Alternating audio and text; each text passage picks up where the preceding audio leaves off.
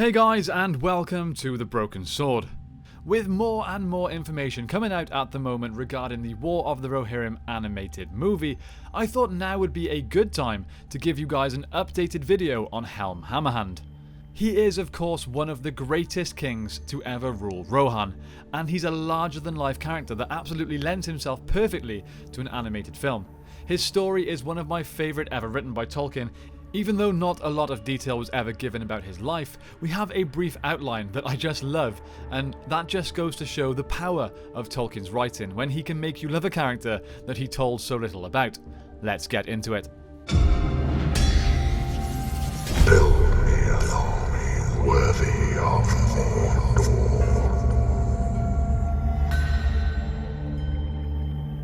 So Helm Hammerhand was perhaps the king that endured the most difficult and turbulent reign of all of his ancestors, which makes his successful reign all the more impressive. His reign began in 2741 of the Third Age. At this point, the conflict between the Rohirrim and the Dunlendins had become a fierce, ongoing rivalry, with both sides harbouring a deep hatred for one another.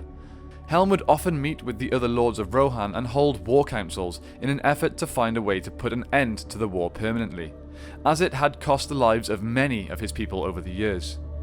Among his council was a man named Freka, a man of Rohan that also had blood of Dunland running through his veins. He shared far more in common with the brutish wild men than he did with the men of Rohan. Freka tried to use his position within Helm's council for personal gain, and to strengthen his own position of power. He formed a plan to have his son, Wulf, marry the daughter of Helm, thus transferring the power of the throne to his family in the event of the king's death. Freka marched upon Helm with a force of his men in an attempt to show strength and to pressure the king into agreeing with the marriage. However, the plan backfired. Greatly angered by such an attempt on his throne, Helm struck Freka, killing him with a single blow from his mighty fist, hence the name Hammerhand. He then declared all followers and family of Freka an enemy of the king. Wulf and the rest of Freka's followers fled to the north, but always had the intention to return, all the time plotting their revenge against the king. In the north, Wulf began to manipulate the Dunlendin forces, stirring their anger and their hatred towards the Rohirrim. About 4 years following their father's death at the hands of Helm Hammerhand, Wulf led an army of Dunlendins in an invasion of Rohan, driving the Rohirrim from their lands, even conquering Edoras. They fought upon the crossings of Isen until Helm and his people eventually retreated to the refuge of Sufberg, later known as, you guessed it, Helm's Deep. Then, in Helm's absence, Wulf proclaimed himself as King of Rohan.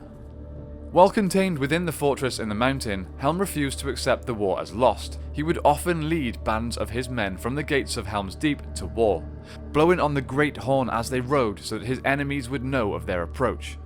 It is said that every time he rode out, he slayed the enemies before him, and soon enough, every time the horn was heard, it filled Helm's enemies with fear and dread.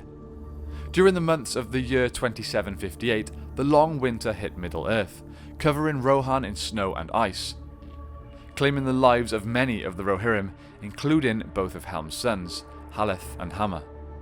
In his grief, Helm would regularly venture out alone into the camps of the Dunlendins, dressed in white robes to conceal his approach in the snow the best that he could. He would slay his enemies.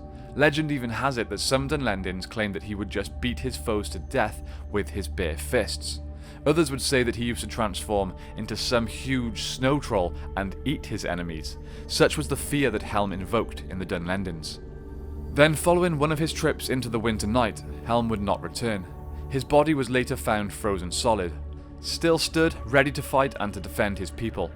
Though he never did reclaim the throne of Rohan, the legend of Helm Hammerhand would live on, and the mountain fortress of Sufberg would be renamed to Helm's Deep. And as we know, that would play a huge part in the War of the Ring. Some of you are likely to know Helm from the Shadow of War video game, where his backstory is briefly shown. However, in this version, he becomes one of the 9 Nazgul after Sauron gives him a ring of power to help him recover from his injuries. This, of course, is not canon, but it was still very cool to see a version of Helm Hammerhand brought to life. Now, I've been looking forward to redoing this video ever since we started the channel. Helm Hammerhand is one of my favourite characters that Tolkien ever wrote about.